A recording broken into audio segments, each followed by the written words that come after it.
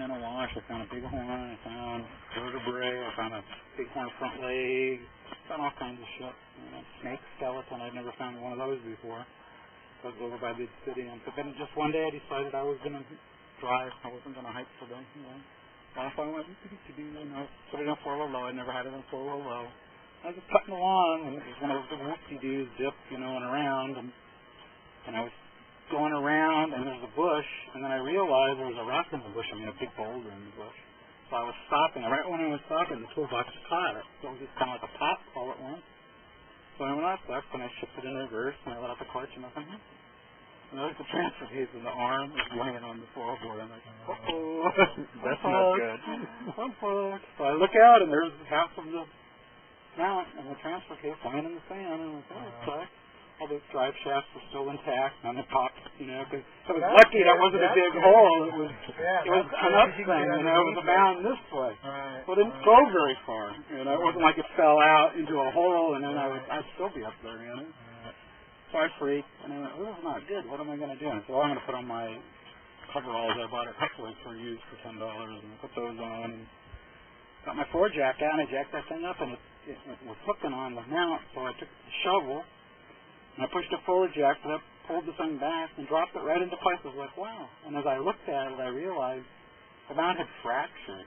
And all that was holding it, all the time I've been driving that thing, Colorado, all over the place, was an inch of metal on the mount. Maybe 1 inch of metal was shining. The rest was just gone. It's really weird. So once it was in place, were you able to strap it in place, or how? Yeah, I had a logger string. Yeah. And I went, hey man, I think I got a logger string, and I got up under there and I hooked it, with the grab hook. I had to do it 3 times because I realized, well, now it's on a gas line and this tank's full, and I had to change it. I changed it 3 times. Brought it across and wrapped it around. I said, well, I need to be able to swing this. Looks like it's a flatbed camper, and it's got 4 turnbuckles on the corner. So I took 1 turnbuckle off, and I hooked it all up and tightened it up. Good idea.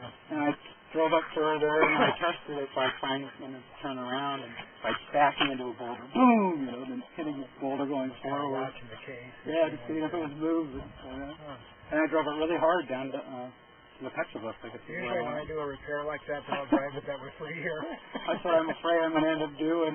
So that's why I redid it, just in case I call this guy in Lancaster, and he's got a lot of scouts. He doesn't have a lot of travel walls or pickups. And the travel walls I did see he didn't have a lot of 4-wheel drive. So, the travel wall 4-wheel drive 3/4 ton, or the pickup 4-wheel drive between these 5 years will all have that same transfer case now. But I'm not sure Mike will have it. I got to talk to George because there's a real good machine shop welder guy in AJ's or something. I'm not real sure in Bishop because that's not going to live in.